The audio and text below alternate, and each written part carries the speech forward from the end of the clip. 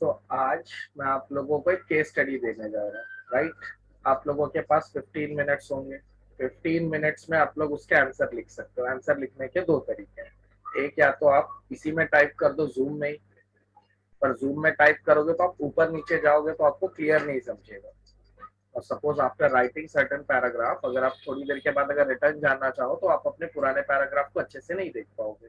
तो या तो आप अपने फोन में लिखकर मुझे यहाँ पे चैट बॉक्स में भेजोगे आंसर, और या तो आप एक पेज और पेन लो, उस पर आराम से लिखो और उसका फोटो क्लिक करके यहाँ पे अपलोड कर दो या व्हाट्सएप पे। ठीक। इस टोटल काम के लिए आपके पास 15 मिनट्स होंगे, राइट। आप लोगों के पास है। अब ये जो 15 मिनट्स है इसके अंदर आप लोग अपना आंसर प्रिपेयर करोगे। अगर आप में से कोई वीडियो ऑन रखता है तो वो आपके लिए अच्छा है, अदरवाइज वो 15 minutes I watch and I wait here. ठीक है। आपको जो समझ में आता है पहले आंसर लिखो। आज का फर्स्ट केस स्टडी है तो हो सकता है कि आप कहीं किसी और ही डायरेक्शन में निकल जाओ, बट राइट इट। ठीक। फिर मैं आप लोगों को एक आंसर दूंगा और मैं अपना आंसर आप लोगों के साथ डिस्कस करूंगा। आप लोगों का आंसर भी डिस्कस करूंगा, उसमें क्या गलती रह गई। अगर मैंने डायरेक्ट अपना आंसर आप लोगों को दे दिया तो व्हाट विल हैपन इज कि आप उसी को कॉपी करने लग जाओगे। ठीक है। जब पोयम सिखाई जाती है या जब ये सब सॉन्ग्स वगैरह सिखाए जाते हैं ना, तब ये बहुत होता है। अगर सपोज करो मैं आपको पोयम सिखाने बैठा हूँ और अगर डायरेक्ट मैंने बता दिया कि आपको ये ऐसे लिखना चाहिए, तो जितने लोग बैठे होते हैं वो उसी स्टाइल में लिखना शुरू कर देते हैं। वो कभी भी अपना दिमाग नहीं लगाते और वो हमेशा ऐसे शो करेंगे जैसे मुझे तो पता ही नहीं है ना कि वो क्या लिखने वाले थे। तो सम टाइम सपोज करो अगर आपको एक सीन दिया गया, उस सीन पे अगर आपको कोई पोयम लिखनी है तो हो सकता है कि आप एकदम ही गलत सोच रहे हो, पर उस गलत का सामने आना जरूरी है ना, बराबर। तो इसीलिए आपको 15 मिनट्स जो मैं दे रहा हूँ वो इसलिए दे रहा हूँ कि आप एकदम ब्लाइंड होकर जो कुछ भी अभी तक आपने सीखा है, ये जितने पॉइंट स्क्रीन विजिबल है सबके लिए, राइट। यस ये सर। तो ये जो भी मैंने आप लोगों को सिखाया है अभी तक ये नोट्स में से, इस नोट्स में से आपने जो कुछ भी सीखा हो आप अपने स्टाइल में उसको लिखोगे। जो हिंदी में लिखना चाहे वो हिंदी में लिख सकता है, जो मराठी में लिखना चाहे मराठी में, जो इंग्लिश में लिखना चाहे इंग्लिश में लिख सकता है। ठीक है। आई वुड प्रेफर अगर आप इंग्लिश में लिखो। अगेन आपको बहुत सारी दिक्कत आएगी कि सर मुझे इंग्लिश नहीं आती है, मेरी इंग्लिश इतनी अच्छी नहीं है। आज का जो सेशन है वो आप लोग अभी सीख रहे हो केस स्टडी कैसे लिखना। तो आपके जो वर्ड मुझे नहीं समझेंगे मैं आपसे पूछ लूंगा। एंड डोंट फील एम्बैरेस कि सर वो मैंने बहुत गलत इंग्लिश लिख दी थी। आज से 6 महीने बाद आप ऐसे नहीं रहोगे। तो आप अपनी आज की कंडीशन को देखकर अगर रुक गए तो 6 महीने बाद भी आप कहीं नहीं पहुंचोगे। अगर कहीं ना कहीं प्रोग्रेस करनी है तो साइमल्टेनियसली आप 2-3 सब्जेक्ट्स को सीखोगे। आप उसकी चिंता मत करो, वो आप खुद सीखोगे। डन। मैं उसका भी अरेंजमेंट करवाऊंगा, इंग्लिश वगैरह का भी अरेंजमेंट करवाऊंगा। पर अगर आप आज ही रुक गए इस कंडीशन में कि सर जब इंग्लिश आती नहीं तो हम तभी लिखेंगे जब आ जाएगी, फिर आप कहीं नहीं पहुंचोगे। आपका काम है जैसी टूटी फूटी इंग्लिश में आप लिख सकते हो आप लिखो। ठीक।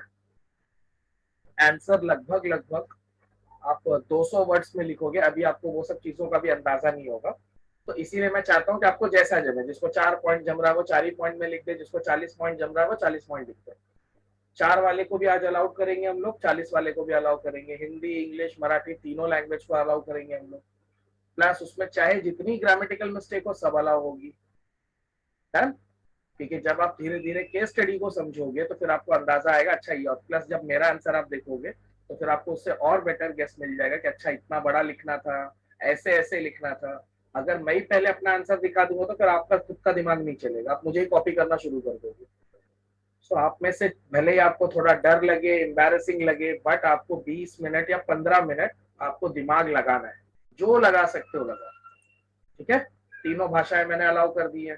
तो अब मैं यहाँ पे क्वेश्चन पोस्ट करने जा रहा हूँ और ये 15 मिनट आप मेरे से कोई सवाल नहीं पूछ सकते, क्योंकि अगर आप कुछ भी पूछ रहे हो इसका मतलब आप खुद सवाल को नहीं समझ पा रहे हो, आपको एनालिसिस करने नहीं आ रहा है। और क्वेश्चन एनालिसिस सबसे पहला काम होता है while writing answer for any question. किसी भी एग्जाम में सवाल को समझना, उसके इंस्ट्रक्शंस को समझना, वो सबसे पहला काम है। अगर उसमें मैंने आपको हेल्प कर दी इसका मतलब आपने अपना दिमाग ही नहीं लगाया ना। इन शॉर्ट मैंने तो आपको क्लू दे दिया कि ऐसे ऐसे करो। क्वेश्चन समझाने का मतलब तो यही हुआ। तो आपको जो समझ में आ रहा है, अगर आप बिल्कुल भी लाइन से हट गए तो भी चलेगा। आप क्वेश्चन देखकर जो दिमाग में आ रहा है बस उसका आंसर लिख दो, चाहे 4 लाइन लिखो चाहे 40 लाइन लिखो। पैटर्न मैंने आपको समझा दिया था, क्या क्या करना है अपने को। ध्यान से एक एक पैराग्राफ उन सारी बातों पे लिखना है जो मैंने आपको कल सिखाया था। पहला पॉइंट क्या सिखाया था, पहले तो आप फैक्ट्स पता करोगे कि क्या क्या गिवन है क्वेश्चन में, मेन मेन बातों को स्टार्टिंग में ही अंडरलाइन कर लोगे। ठीक। दूसरा क्या समझाया था कि स्टेक होल्डर्स ढूंढोगे, फिर उन स्टेक होल्डर्स के इंटरेस्ट पता करोगे, और फिर पता करोगे कि कहाँ उनके इंटरेस्ट आपस में कोलाइड हो रहे हैं।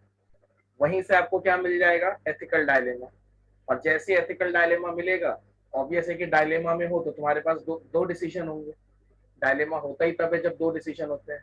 फिर उन दोनों डिसीजंस के आप मेरिट और डीमेरिट कंपेयर करोगे। अब ये कंपेयर आप वहां लिखोगे नहीं, कंपेयर आप अपने दिमाग में करोगे। वो जो फॉर्मूला मैंने दिया था कि आप जैसे डायलेमा तक पहुंच गए, डायलेमा तक की तो सारी चीजें आप लिखोगे। जैसे फैक्ट्स आप लिख कर बताओगे कि ये फैक्ट्स मिला है मुझे। डन। स्टेक होल्डर्स, ऐसा नाम नहीं लिख देना कि स्टेक होल्डर्स ये दो है। ठीक। आपको आइडेंटिफाई करना है कि स्टोरी में दो स्टेक होल्डर्स कौन है, तीन स्टेक होल्डर्स कौन है। आप लिख मत देना कि स्टेक होल्डर्स ऐसे दो या तीन है। तो पहले आप फैक्ट्स ढूंढोगे। ठीक। और फिर उस फैक्ट की प्रॉब्लम बताओगे कि देखो ये फैक्ट्स के थ्रू ये प्रॉब्लम सामने आई है। डन। कि मुझे ये फैक्ट्स मिले हैं जिसके थ्रू मुझे ये प्रॉब्लम दिखाई दे रही है। ठीक। अब इसके बाद आप अपना डायलेमा लिखोगे कि या तो ये डिसीजन हो सकता है या तो ये डिसीजन हो सकता है, और मैं ये डिसीजन ले रहा हूं या ले रही हूं। समझा। लिखते टाइम इस तरीके से आप लिखोगे। पर डिसीजन लेने के लिए आपको कौन कौन सी चीजें काम करेंगी वो मैंने आपको सिखा दी थी। अब दो डिसीजन जब तुम लिखोगे तो फाइनलाइज तो एक ही करोगे ना। तो जिसको फाइनलाइज करोगे उसको कैसे करोगे, मेरिट और डीमेरिट कंपेयर करके। समझा। डायलेमा होगा तो समझाओ, डिसीजन के बारे में जाओगे ना। तो डायलेमा तक कैसे पहुंचोगे, स्टोरी में ढूंढोगे कि स्टेक होल्डर्स कौन कौन है। समझ में आई बात। तो आप हर चीज नहीं लिख दोगे कि स्टेक होल्डर्स ये है, और वो मेरिट डीमेरिट ऐसा आप कैलकुलेट करके नहीं दो, वो सब आप अपने दिमाग में कैलकुलेट करोगे ताकि आप अपना आंसर लिख सको। चलो मान लो आप में से किसी ने लिख ही दिया अगर ये सब, तो वही आज हम लोग सीखेंगे कि ये नहीं लिखना चाहिए था। तो अगर गलती कर ही रहे हो तो उसमें डरो मत। गलती करोगे तो मैं बता दूंगा कि देखो आपको ये नहीं लिखना है, ये लिखना है, वरना आपको कभी क्लियर आइडिया आएगा ही नहीं। मेरे से ही सुनते रहोगे तो वो आप मुझे ही कॉपी करोगे। समझा। सो बिना डर के आपको जो समझ में आया आप लिखो। स्टेक होल्डर्स का नाम लिख कर नहीं बताना है, मेरिट डीमेरिट लिख कर नहीं बताना है। ये सब आपके दिमाग में रखना है आपको। ठीक। उसके बाद भी प्रेजेंटेशन की जो छोटे छोटे नुआंसेस होते हैं वो मैं आप लोगों को बताऊंगा। या गोपाल। सर फोटो तरी मैम को सेंड करनी है ना? हाँ, तेरी मैम को आप सेंड कर देना, मुझे ओके मिल जाएगी। ओके। यस। चलिए, so here is your question. Stand it well. आप चाहो तो क्वेश्चन को भी लिख सकते हो। देखो एग्जैक्टली अप्रोक्सीमेटली 7 o'clock हो रहा है। मैं आपको 17 मिनट दे रहा हूँ। 7:15 को आपको आंसर भेजना है। यू हैव 17 मिनट, 17 मिनट है आपके पास। And if possible please keep your video on. ठीक। I am here only. अगर क्वेश्चन का कोई वर्ड ना समझ रहा हो तो वो आप अभी मेरे से पूछ सकते हो, वरना ऐसा ना हो जाए कि आप किसी वर्ड को मिसअंडरस्टैंड कर लो और आपकी पूरी मेहनत। जितने लोगों ने भेजा है, now let's discuss upon them. First of all I forced you to write your answer, there is a reason behind it. Because जब आप अंकिता जाखर, बेटा आपका आंसर नहीं आया है। Yes, sir, I'm sending. Actually, I couldn't complete the entire. Okay, take two more minutes, but write it. Write down something. I Yes. want to see. Fine. तब तक मैं बाकी के लोगों से बात करूं कि आप लोगों को मैंने फोर्स इसलिए किया था because the main problem is जो लिखने के लिए जो हिम्मत लगती है ना, वो हिम्मत अगर आपके अंदर नहीं है तो मैं आपको कितना भी सिखाऊं, आप कभी नहीं सीख पाओगे। जब फाइनल टाइम आएगा ना, your whole confidence will collapse. आपको ये कॉन्फिडेंस लाना होगा कि अगर आप गलत भी हो तो भी आप ट्राई तो करो।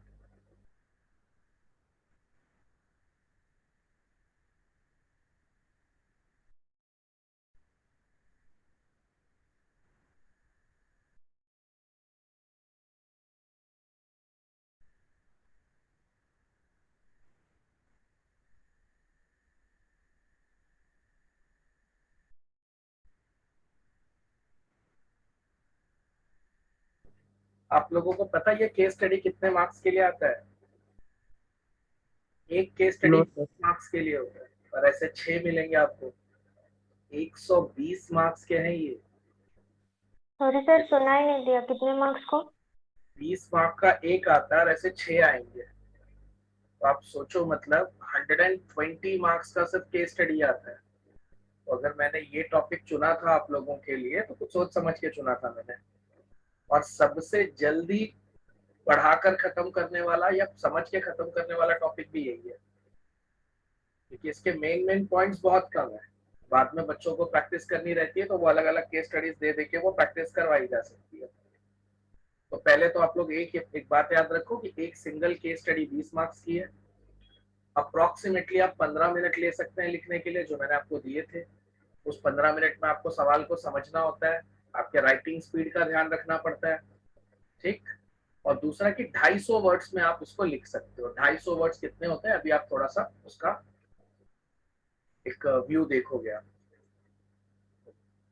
अब मैं आंसर पे डिस्कशन स्टार्ट कर रहा हूँ। अंकिता बेटा जल्दी भेज दो, जितना लिखा है उतना भेज दो बेटा। हाँ सर भेज। अब देखो, आप में से कई लोगों ने 2 या 3 लाइन लिखी है, कितने लोग आउट ऑफ द टॉपिक चले गए। किसी को ये नहीं समझ में आ रहा है कि इसको ऐसे के स्टाइल में लिखें या कैसे लिखें, उसको हेडिंग्स कैसे दें, ठीक। पर यही मैं चाहता भी था, आपका ब्लैंक होना पर ट्राई करना ज्यादा इंपॉर्टेंट है। अभी जब मैं आपको पहला आंसर दिखाऊंगा तो आपको अब चीजें धीरे धीरे क्लियर होने लग जाएगी। अगली बार जब आप नेक्स्ट केस स्टडी लिखोगे तो वो इतनी बुरी नहीं होगी जितनी आपने आज लिखी है।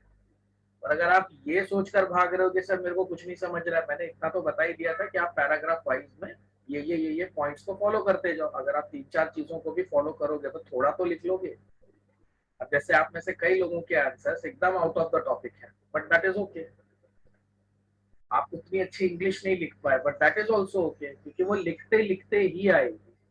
That's why you are starting very early ना। आप 2-2 ढाई साल पहले क्यों स्टार्ट करते हो प्रिपरेशन?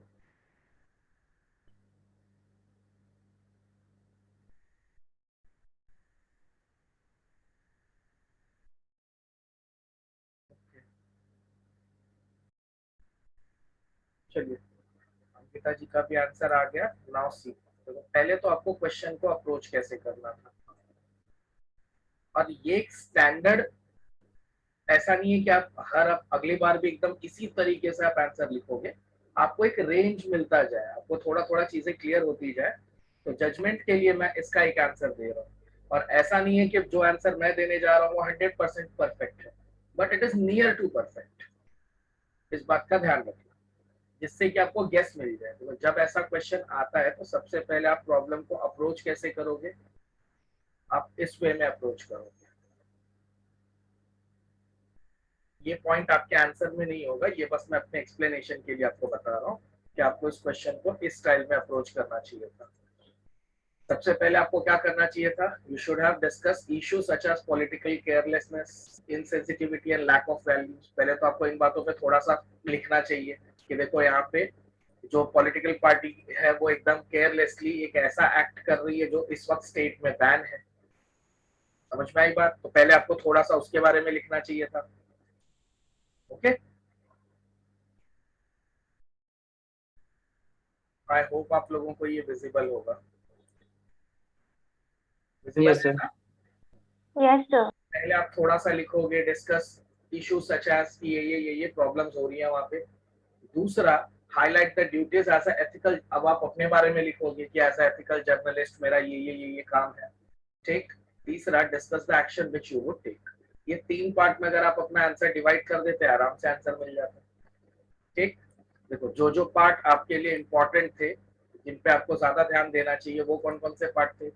जब आप केस स्टडी पढ़ना शुरू करते हो तो पढ़ते ही पढ़ते आप उसको हाईलाइट करोगे, मैंने आपको बोला था।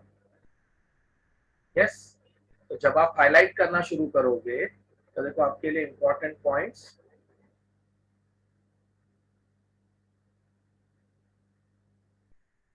सबसे पहला जो इस पूरे क्वेश्चन में इंपॉर्टेंट पॉइंट था, आप बता सकते हो कि यहाँ पे डायलेमा क्यों आ रहा है?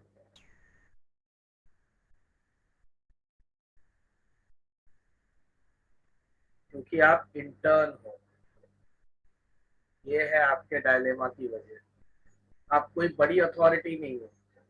अगर आप बड़ी अथॉरिटी होते तो आपके लिए डिसीजन लेना बहुत आसान हो जाता, बट अभी आप इंटर्न की पोजीशन पे हो, अगर ज्यादा कुछ करोगे तो आपको जॉब से निकाला जा सकता है। बराबर। तो पहले तो आपको ये पार्ट का ध्यान रखना है कि आप आंसर लिखते टाइम ये ध्यान रखोगे कि आपके लिए आपका जॉब भी इम्पोर्टेंट है। ठीक। फिर दूसरी बात तो कि इस वक्त अल्कोहल बैन है स्टेट में, वो पॉइंट कहाँ आ रहा है?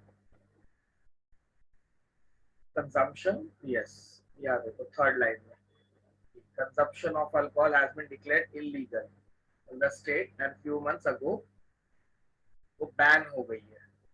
ये एक पॉइंट का आप ध्यान रखोगे।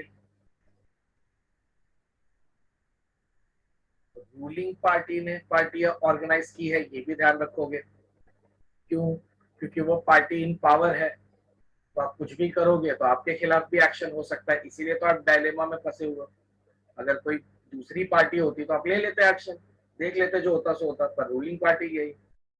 The party was followed by dinner where you were also asked to join. Here you notice that alcohol was being served. बराबर। now the other reporters, अब आपके जो कलीग्स हैं, जो आपके साथ में और लोग आए हैं, वो इग्नोर कर रहे हैं इशू को, मतलब आप अकेले हो। Right. it was clear to you that the law was not being followed. तो आपको इतना तो समझ गया कि यहाँ पे लॉ फॉलो नहीं हो रहा।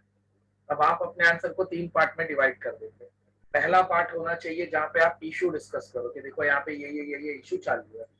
सो अब मैं आप लोगों के सामने आंसर रख रहा हूँ, सी दैट आंसर, तो आपको चीजें और क्लियर होंगी।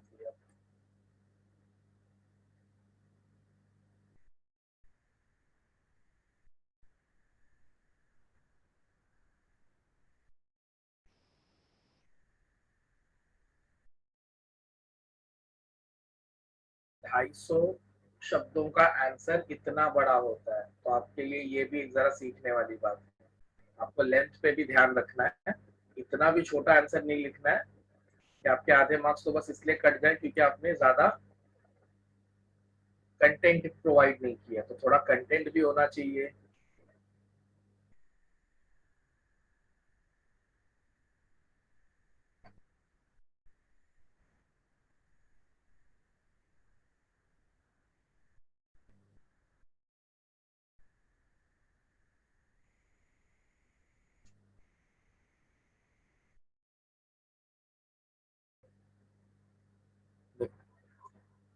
सो ये एक तरीका हो सकता है लिखने का। अगेन आई एम सेइंग कि ऐसा नहीं है कि this is the best method, this is one of the best methods. अगर आप इस तरीके से लिखोगे तो आपको मैक्सिमम मार्क्स मिलेंगे। सबसे पहले आपने क्या किया? आपने fact of the case highlight किया। मैं मेन मेन बातों को हाईलाइट करता हुआ चलूंगा। तो पहले आपने बताया कि I as a reporter have witnessed a clear violation of law regarding prohibition of alcohol by the same party who is in power. तो पहले तो आपने ये दिखा दिया कि आपने फैक्ट पकड़ लिया है कि this fact is given, okay? And being asked to keep quiet, और मुझसे चुप रहने के लिए कहा जा रहा है। मेरे कलीग जो है वो भी बोल रहे हैं चुप रहो। तो आपने पहले तो फैक्ट पकड़ लिया कि ये प्रॉब्लम है इस सिनेरियो में, कि मैं एक ऐसी पार्टी में हूँ जहां पे मैं क्लियरली देख सकता हूँ कि कुछ इलीगल एक्टिविटी हो रही है, पर मुझे चुप रहने के लिए कहा जा रहा है। आपने पहले फैक्ट बता दिया। नेक्स्ट, अब आप इशू को देखो कितने अच्छे से लिख रहे हो। द वे ऑफ राइटिंग पे ध्यान दो। आप पहले ये बता रहे हो कि जो इशू है वो किसके किसके साथ है। पहला, the issue related to the party members. तो जो पार्टी रूलिंग पार्टी है उसके साथ क्या क्या इशू है, वो लोग क्या क्या गलत कर रहे हैं।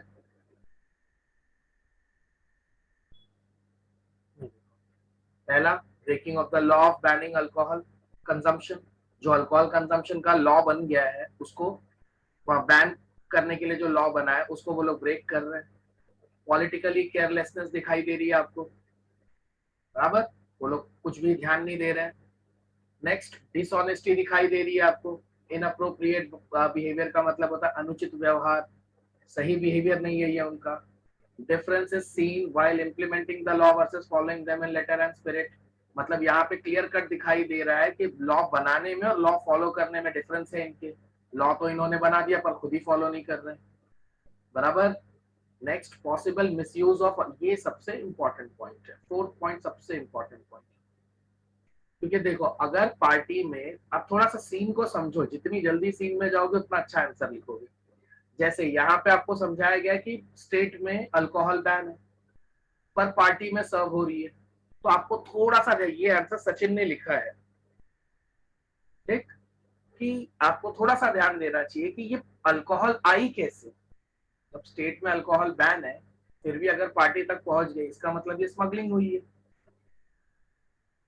ये भी तो आपको सोचना पड़ेगा ना, क्योंकि जब स्टेट में अल्कोहल बैन है तो स्टेट में अल्कोहल होनी नहीं चाहिए, पर अगर पार्टी तक पहुंची है इसका मतलब अल्कोहल की स्मगलिंग हुई है, बराबर। तो जिसने भी ऑर्डर दिया था उसको भी आपको पकड़ना चाहिए, और जहां से सप्लाई हो रही है उसको भी आपको पकड़ना चाहिए, क्योंकि ये जो ऑर्डर देने वाले और जो सप्लाई करने वाला है वो सिर्फ इसी पार्टी तक तो सीमित होंगे नहीं।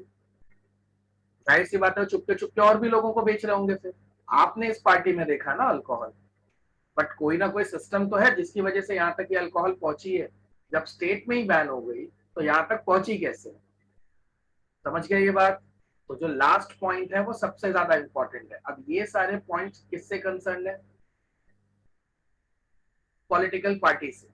अब यस सर। आपके साथ जो रिपोर्टर्स हैं, अब उनसे रिलेटेड पॉइंट्स आप लिखोगे कि मेरे साथ जो रिपोर्टर्स आए उनसे रिलेटेड पॉइंट्स ये हैं दैट हम लोग जर्नलिस्टिक एथिक्स ब्रेक कर रहे हैं। एक जर्नलिस्ट के भी तो कुछ एथिक्स होते हैं। अब सामने के सामने हमको इलीगल काम होता हुआ दिखाई दे रहा है, इंस्टेड ऑफ रिपोर्टिंग हम उल्टा उसी का पार्ट बन रहे हैं, ये एक गलत बात है। दूसरा, indirect plotting with law breakers, हम लोग जो लॉ ब्रेक कर रहे हैं हम उन्हीं का साथ दे रहे हैं। तो पहले तो हम अपने एथिक्स फॉलो नहीं कर रहे हैं, दूसरा जो लॉ ब्रेक कर रहे हैं हम उन्हीं के साथ खड़े हैं, तीसरा possibly placed interest. Of course है कि हमारा अपना भी तो कोई इंटरेस्ट होगा ना इसमें। डन। तो पहले आपने बताया पॉलिटिकल पार्टीज के साथ इतने इतने इशू है, देन मेरे साथ जो रिपोर्टर्स आए उनके साथ ये इशू है, राइट। अब ये जो पॉइंट, ये जो पैराग्राफ है ये मैंने आपके एक्सप्लेनेशन के लिए रख दिया, अगर आप चाहें तो इसको लिख लें, आप ना चाहे तो इसको हटा भी सकते हैं। यहाँ पे मैंने बस ये लिखा है कि my duty as a journalist is to uphold the core values and chief principle of journalism, जो कि क्या क्या होते हैं? चीफ प्रिंसिपल ऑफ जर्नलिज्म क्या होता है? देखो, जानबूझकर आंसर में अगर आप अपना नॉलेज इनकॉर्पोरेट कर दो तो एग्जामिनर और ज्यादा इंप्रेस हो जाता है। जैसे देखो, ये लाइन लिखने के बहाने मैं ये बता रहा हूँ कि मुझे ये पता है कि जर्नलिज्म के कोर प्रिंसिपल्स क्या होते हैं। आई डू अंडरस्टैंड कि अभी आपको नहीं पता है तो आप ये पॉइंट कैसे लिखोगे, पर आप मेथड देखो कि अगर आपको मौका मिले अपना कोई स्पेशल नॉलेज आंसर में इनकॉर्पोरेट करने का तो आप वो जाने नहीं दोगे। जैसे यहाँ पे मेरे पास एक मौका था कि मैं ये भी बता दूं कि हाँ मुझे जर्नलिज्म के कोर एथिक्स मालूम है, कोर प्रिंसिपल्स पता है, तो मैंने वो भी जानबूझकर लगा दिए। इससे मेरा नॉलेज और दिखेगा कि नहीं? ठीक इस तरह से आप मौके बनाओगे अपना नॉलेज प्रेजेंट करने के। या आप ही को सोचने कि अरे वो वाली बात भी लिख देता हूँ क्योंकि मुझे वो अच्छे से याद है। तो अगर आपको अच्छे से पता है कि these are the chief principles of journalism, क्या क्या है? Truth, accuracy, fairness, impartiality and accountability. आप सच बोलोगे, हमेशा एक्यूरेसी के साथ बोलोगे, ये नहीं कि 200 लोग मरे आप 250 बता दोगे। As a journalist you need to be accurate, right. 300 crore का घोटाला हुआ है, आप या तो 600 करोड़ बता रहे हो या तो फिर आप 100 करोड़ बता रहे हो, तो आप ऐसा नहीं करोगे, आप हमेशा एक्यूरेट रहोगे। 300 करोड़ का है तो 300 करोड़ ही बताओगे। फेयरनेस रखोगे आप अपनी रिपोर्टिंग में। फेयरनेस का मतलब आप किसी की साइड लेकर नहीं बोलोगे, जितना हो सके उतनी ईमानदारी रखोगे, ठीक। नेक्स्ट, इम्पार्शियलिटी, भाई किसी की साइड वगैरह नहीं लोगे आप।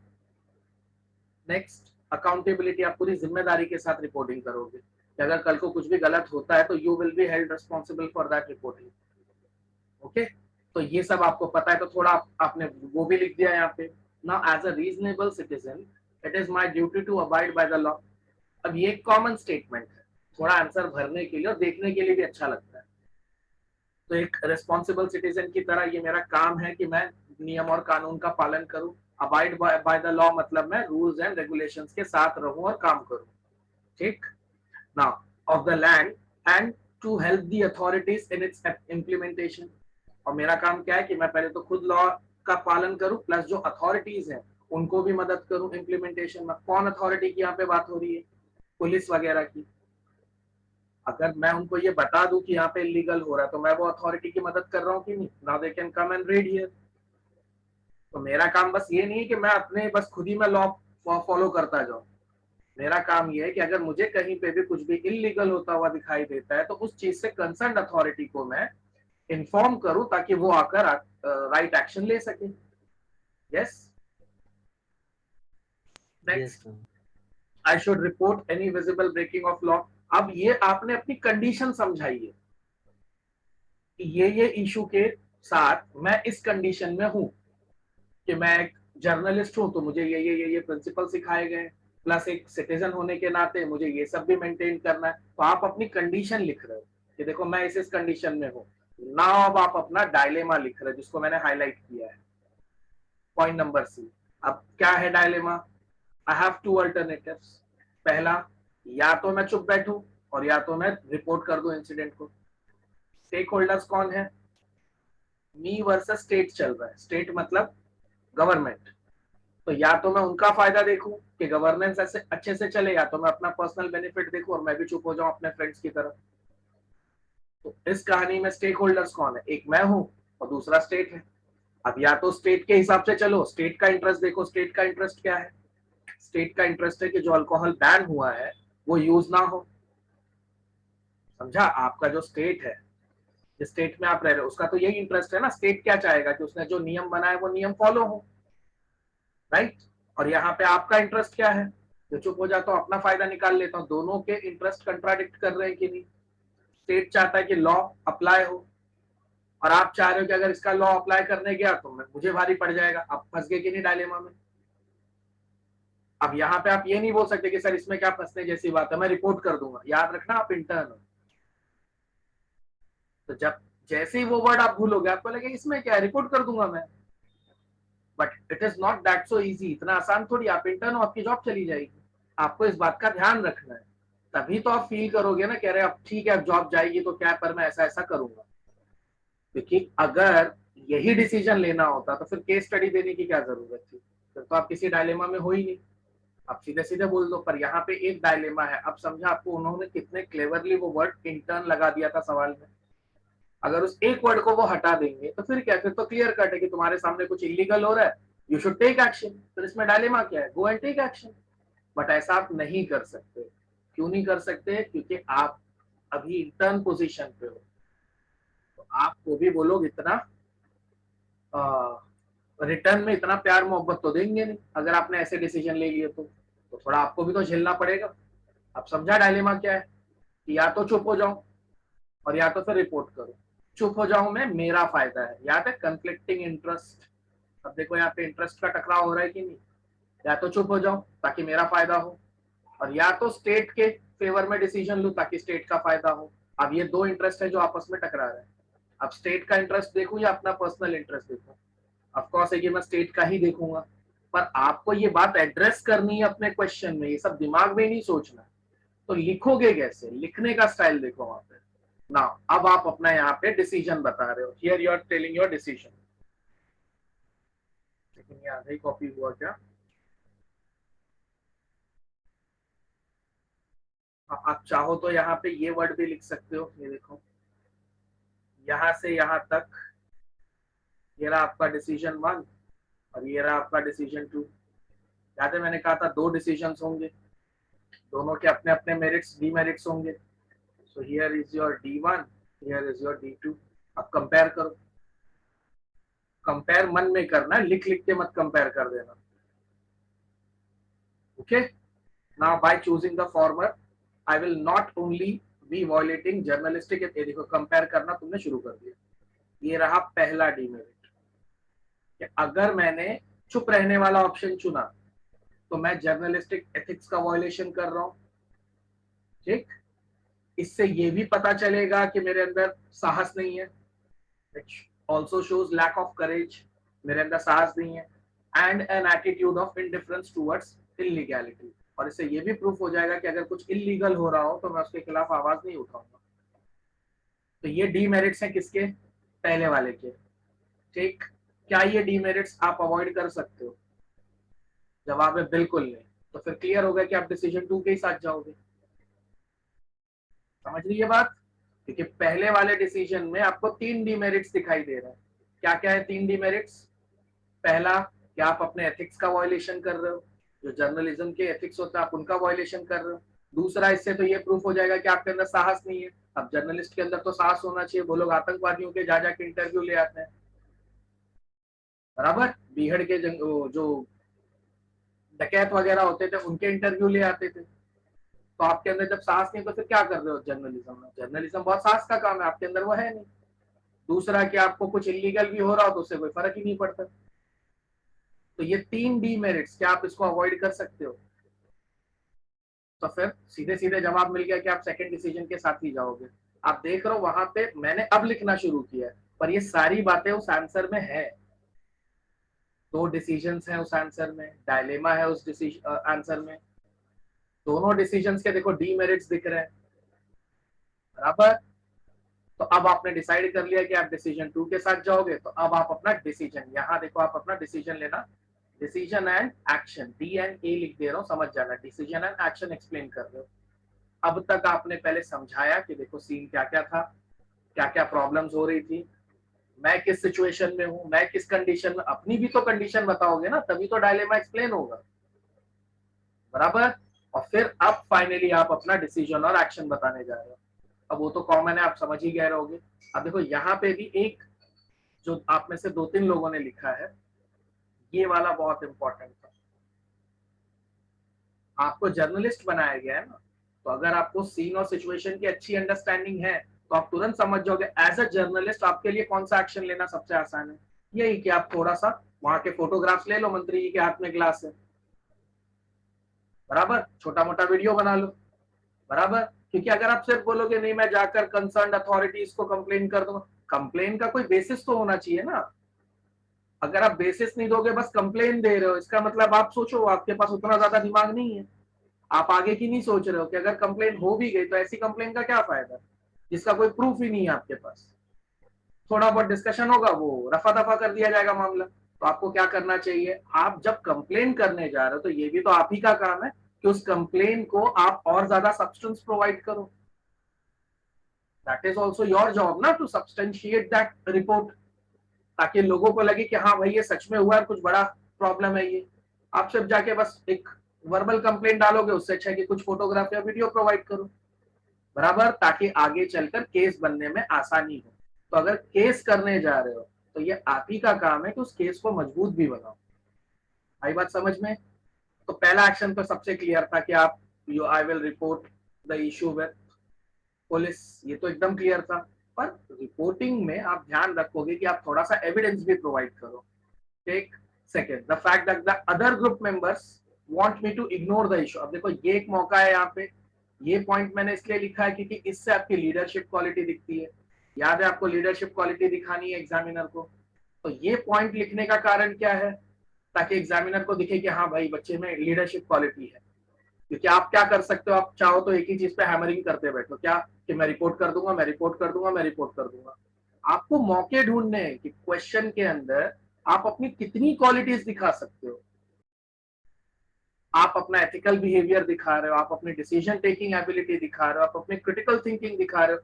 इस पॉइंट में आप अपनी लीडरशिप क्वालिटी दिखा रहे हो कि जब मेरे बाकी के कलीग्स इग्नोर कर रहे हैं इस बात को, तो मैं क्या करूंगा, उनको भी कन्विंस करूंगा कि वो मेरे साथ है और मेरे काम में हाथ बटाए, जो मैं रिपोर्ट वगैरह करने जा रहा हूँ। इससे क्या दिख रहा है कि आपके अंदर लीडरशिप क्वालिटी है। कल को अगर आप सिविल सर्वेंट बन गए तो वहां पे अगर मान लो कोई काम हो रहा है, बाकी के लोग साथ नहीं दे रहे, तो ये होगी आपकी अप्रोच। याद है कहानी यहीं से शुरू हुई थी हमारी। हम आपकी अप्रोच देखना चाहते हैं प्रॉब्लम की तरफ कि आप कैसे अप्रोच करते हो। जब लोग आपके अगेंस्ट में होंगे, जब लोग साथ में नहीं दे रहे, साथ नहीं दे रहे होंगे, तब आप कैसे सबको साथ लाओगे। तो ये एक मौका था ना आपके पास। जान अच्छा सोचो, आप कहानी में सिर्फ इतना बोला जा सकता था कि नहीं, आप एक पार्टी में गए, वहां पे लोग दारू पी रहे थे और स्टेट में अल्कोहल बैन है, बताओ क्या करोगे। पर कहानी ऐसे नहीं लिखी गई, आपको इंटर्न बनाया गया ताकि आपकी मजबूरी दिखाई जा सके। आपके फ्रेंड्स को जानबूझकर डाला गया ताकि ये दिखाया जा सके कि सोच लो भाई बहुत सारे लोग हैं जो आप ही के प्रोफेशन के हैं और वो इस मैटर को इग्नोर करने के लिए तैयार है, ताकि आपके मन के अंदर का लालच जागे। आपको जानबूझकर देखो लालची बना रहे हैं वो लोग, वरना आपके फ्रेंड्स का डिस्कशन करने की क्या जरूरत है क्वेश्चन में। क्वेश्चन तो आपके बारे में है ना, पर उन्होंने ये लिखा। You can go and see that question. देखो क्वेश्चन देखो कितना क्लेवरली फ्रेम्ड है। देखो the other reporters in your group ignored the issue. क्या जरूरत है उनकी बात करने की? क्वेश्चन तो तुम्हारे बारे में, हम तो तुमको चेक कर रहे हैं, तो तुम्हारे ग्रुप के बाकी के मेंबर क्या कर रहे हैं ये क्यों लिखा गया?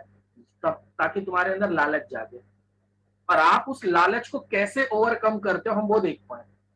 इस लालच को ओवरकम करने के लिए तुम कुछ लिखोगे ना, उसी से हम जज करेंगे कि हाँ यार लीडरशिप क्वालिटी तो है इसके अंदर। समझा? अब याद करो, मैंने यही बातें कही थी कि जब कहानियां आपको दी जाएंगी तो कहानियों में ऐसे छोटे छोटे वर्ड डाल दिए जाएंगे जिससे तुमको पता भी ना चले, और हम लोग तुम्हारी पूरी थिंकिंग इवेलुएट कर लें कि अच्छा तो ये इस तरह का सोचता है या इस तरह का सोचती है। आई बात समझ में? तो देखो सेकेंड पॉइंट, अब जब उन्होंने फ्रेंड्स के बारे में लिखा था तो मैंने भी लिख दिया कि मैं उनको कन्विंस करूंगा ताकि इसी बहाने मेरी लीडरशिप क्वालिटी दिखे। ठीक, फर्स्ट पॉइंट में मेरी इंटीग्रिटी दिखाई दे रही है कि मैं बहुत ईमानदार हूं, मैं पुलिस में कंप्लेन कर रहा हूँ। फर्स्ट पॉइंट मेरी इंटीग्रिटी दिखा रहा है, सेकंड पॉइंट मेरी लीडरशिप क्वालिटी दिखा रहा है, थर्ड पॉइंट पढ़ो, I use the journalistic platform and social media to bring the issue to the notice of general public. ये आजकल बहुत इंपॉर्टेंट, पिछले 10 सालों से आंसर में ये वाला पॉइंट बहुत इंपॉर्टेंट है। क्यों? इससे ये पता चलता है कि तुम टेक्नोलॉजी के साथ चलते हो, बराबर, क्योंकि यही पॉइंट आप आज से 15 साल पहले नहीं बोल सकते थे, तब इंटरनेट नहीं था, पर आज इंटरनेट है। तो आपके पास दिमाग होना चाहिए ना कि वो जो वीडियो वगैरह है उसको आप जनरल पब्लिक में शेयर करो ताकि सबको पता चले कि आपके नेताजी कैसे हैं। पब्लिक अवेयरनेस भी तो बढ़ेगी ना, इससे दो फायदे होंगे। पहले तो लोगों को नेताजी के बारे में पता चलेगा, उनकी हिपोक्रेसी के बारे में पता चलेगा कि वो बोलते कुछ है करते कुछ है। तीसरी चीज कि पब्लिक में भी तो डर बैठेगा ना। याद है मैंने कहा था कि स्मगलिंग हो रही है, तो स्मगलिंग क्या सिर्फ नेताजी के यहाँ पे ही हो रही होगी? और भी लोग तो कर रहे होंगे ना। जब उन लोगों तक ये मैसेज पहुंचेगा कि अरे यार नेताजी पकड़े गए, तो क्या वो लोग स्मगलिंग करेंगे? आप समझा? तो आप एक तीर से दो नहीं, आप एक तीर से 10 निशाने लगाने की कोशिश कर रहे हो। आप हर एक पॉइंट इस तरह से दिखा रहे हो कि आपकी क्वालिटीज भी दिखे। थर्ड पॉइंट से ये दिख रहा है कि आप टेक्निकली अवेयर इंसान हो, आप टेक्नोलॉजी को यूज करना जानते हो। ये नहीं कि बस फोटो लिया वीडियो लिया जाके पुलिस में दे दिया और घर बैठ गए। आपको नहीं पता कि बाद में पुलिस भी कॉम्प्रोमाइज हो सकती है। तो आप एक काम करो ना, थोड़े से फोटो वीडियो सोशल मीडिया पे शेयर कर दो। अब तो कम से कम बात पब्लिक डोमेन में आ गई ना, समझे? और फाइनली आप लिखोगे अपना कंक्लूजन। ये रहा आपका कंक्लूजन, वो भी देख लो। आप एंड में बताओगे ना क्या कारण था, आपने क्यों ऐसा ये एक्शन लिया, तो ये इस तरह से आप लिखोगे।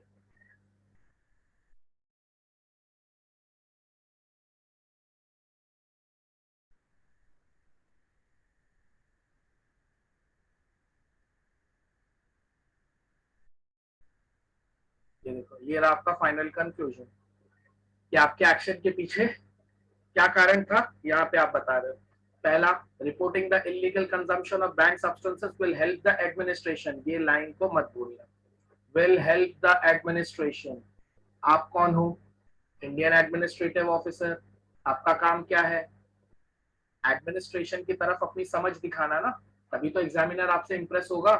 आप यही अज्यूम करके लिख रहे हो ना कि मैं एडमिनिस्ट्रेशन का पार्ट हूँ, तो भले यहाँ पे कहानी रिपोर्टिंग की चल रही है, पर आपको एग्जामिनर को क्या बोलकर इंप्रेस करना है कि देखो मैं एडमिनिस्ट्रेशन की मदद कर रहा हूँ, तभी तो एग्जामिनर को लगेगा कि हाँ यार ये सही इंसान है। ठीक, तो आप जो भी एक्शन ले रहे हो वो क्यों ले रहे हो? ताकि एडमिनिस्ट्रेशन की हेल्प हो। किस चीज में? स्मगलिंग को पकड़ने में, क्योंकि कहीं ना कहीं अल्कोहल स्मगल करके लाई गई थी और लॉ को अच्छे तरीके से इम्प्लीमेंट किया जा सके, इसीलिए आप एडमिनिस्ट्रेशन की हेल्प कर रहे हो। और वो जो लास्ट कंक्लूजन होता है ना, मैंने कहा था जिसमें आप अपनी वैल्यूज दिखाओगे कि आपने कौन कौन सी वैल्यूज का ओबे किया, कौन कौन सी वैल्यूज को। तो लास्ट लाइन देखो, वो है the journalistic principle of truth and fairness and duty as a citizen of not remaining merely a spectator। बस एक दर्शक बनकर देखने की जगह मैंने इसके खिलाफ आवाज उठाई। इससे मेरा जो जर्नलिस्टिक प्रिंसिपल है ट्रुथ और फेयरनेस का, ये दिखाई देता है। इस पूरे लाइन का मतलब है कि एक मूक दर्शक बनकर मैं चाहता तो उस इलीगल एक्शन को होते हुए देख सकता था, पर ऐसा ना करके आवाज उठाने से ये पता चलता है कि मैं अपने जर्नलिस्टिक प्रिंसिपल्स का आई ओबे माय जर्नलिस्टिक प्रिंसिपल्स। क्या है? जो ट्रुथ एंड फेयरनेस। अभी ये इंग्लिश, अभी ये तरीका आपको नया नया है, बहुत सारे फंबल करोगे आप, बट दैट्स ओके, वो बनते बनते बनता है। 60-70 केस स्टडी लिखनी है आपको। आज आपकी पहली केस स्टडी थी। आप लोगों में से सबके आंसर्स मैंने देखे, ठीक आंसर्स थे। कुछ एक लोगों ने काफी कम लेंथ लिखी थी। अंकिता ने जो लिखा एंड में, आई थिंक शायद अगर वो पूरा लिखती तो अच्छा लिखती। स्टार्ट अच्छा किया था आपने। बात समझ में आई? सचिन का आंसर काफी ठीक ठाक था क्योंकि वो लेंथ में भी ज्यादा था। गोपाल का आंसर भी ठीक ठाक था, लेंथ में भी ज्यादा था।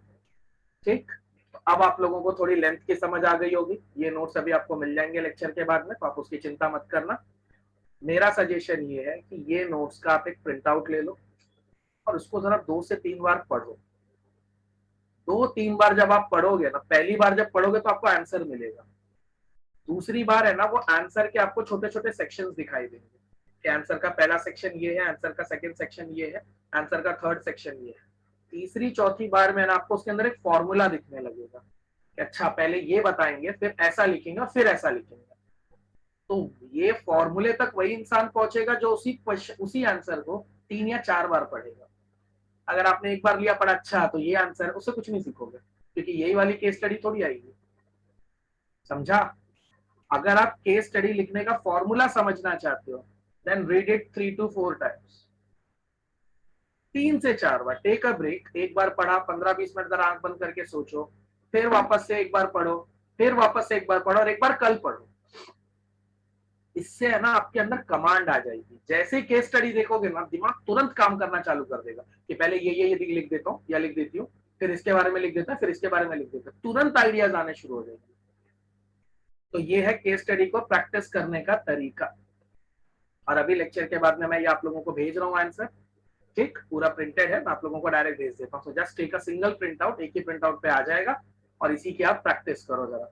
और फिर मैं आपको एक केस स्टडी अब दे रहा हूँ जो आप घर पे प्रैक्टिस करोगे। आज रात को 9:30-10 बजे तक मैं आपको भेज दूंगा, ठीक है? उसका आंसर आप लोग घर पे आराम से निकालोगे, बट ध्यान रहे उसको भी जब लिखने बैठोगे, अभी ठीक है अभी आप नए हो तो 15 मिनट की जगह आधा घंटा ले लो, पर आधा घंटा से ज्यादा मत ले लो। Don't take more than half an hour. मतलब एकदम टाइम पास के मूड में मत लिखना, आप कविता नहीं लिख रहे हो ना, ठीक? ये बात का ध्यान रहेगा। तो ये वाला आंसर मैं भेज रहा हूँ ताकि आपके दिमाग में जो जो बातें मैंने डिस्कस की वो सब आए कि हाँ ऐसा था वैसा था। लेक्चर यूट्यूब पे रहेगा, अगर यूट्यूब से मैंने प्राइवेट कर भी दिया तो आप मैम को बोल देना, मैम शेयर कर देंगे उसका लिंक, रिकॉर्डिंग रहेगी वो शेयर कर देंगे। तो अगर आप वापस से इसको देखना चाहते हो डिस्कशन को तो मैम वापस से आपको वीडियो शेयर कर देंगे, अगर मैंने प्राइवेट कर दिया तो। अगर प्राइवेट नहीं किया तो आप सीधे सीधे यूट्यूब पे ही देख सकते हो। क्लियर है ये बात? और थोड़ा इसके साथ टाइम स्पेंड करो। एक सबसे बड़ा फायदा याद रखना, 120 मार्क्स देकर जाएगा ये, 1750 में से 120 मार्क्स देकर जाएगा ये। तो मतलब आपको इसके फायदे ही फायदे होने वाले। जानबूझकर मैंने टॉपिक ही ऐसा लिया जो इंटरेस्टिंग तो हो, आपके अंदर के आईएएस ऑफिसर की थिंकिंग को भी थोड़ा अभी से बनाना शुरू कर दे और प्लस वो मार्क्स भी दे। ऐसा ना हो जाए कि हम एक ऐसे डायरेक्शन में चले गए जहां बातें तो बहुत अच्छी हो रही हैं पर एग्जाम का उससे कोई लेना देना ही नहीं है। समझा? तो बहुत सोच समझ के टॉपिक लिया है। तो आज आपको आपकी दूसरी केस स्टडी मिलेगी, तरीका आप समझ गए हो, ईमानदारी आपकी होगी कि आपने आधे घंटे के अंदर लिखा होगा। Do not take more than half an hour. Exam में से 15 मिनट मिलते हैं ऑन एन एवरेज, ठीक? 250 शब्दों में लिखना होगा, 250 शब्द कितने होते हैं उसका भी आपको इससे एक अंदाजा आ जाएगा, बराबर? इसीलिए मैंने कहा कि प्रिंट आउट लो। अभी आप स्क्रीन पे देख रहे हो ना तो आपको नहीं समझेगा, जब प्रिंट आउट में देखोगे तो एक अंदाजा आ जाएगा, अच्छा मतलब 1 से 1.5 पेज के अंदर आंसर होना चाहिए मेरा। समझा? धीरे धीरे जैसे जैसे 40-50 केस स्टडी जब क्रॉस करोगे ना तब आपका ग्रिप आ जाएगा, तब भाषा पे भी ग्रिप आ जाएगा, थॉट प्रोसेस पे भी ग्रिप आ जाएगा, फॉर्मूला बैठ चुका होगा दिमाग में कि ऐसे ऐसे ऐसे ऐसे लिखना है। तो अभी बिल्कुल चिंता मत करो, सीरियसली आप सब लोगों के आंसर काफी अच्छे थे, कम थे ज्यादा थे बट एटलीस्ट आपने अच्छी शुरुआत की है। बस अब इस आंसर को थोड़ा और अगर ईमानदारी से स्टडी करोगे तो बाकी की चीजें भी आपको क्लियर हो जाएंगी। ओके, चलिए मिलता हूं मैं आप लोगों से नेक्स्ट लेक्चर में। टेक केयर बेटा। Yes sir, bye sir, take care. Tension मत लो, मैं इसके बारे में बताऊंगा, डोंट वरी, मैं इस पे टेक केयर बेटा, बाय बाय। सर हाँ बेटा। सर वो जो केस स्टडी आप भेजने वाले उसको लिख के मैम को सेंड करना है या फिर नेक्स्ट लेक्चर में बताना है आपको? नहीं मैम को ही सेंड कर देना ताकि मैं लेक्चर से पहले ही चेक कर लूं। ओके सर, ठीक है, चलेगा। टेक केयर बेटा, bye bye. Thank you sir, sir. Bye sir, take care. Bye bye bye. Thank you, sir.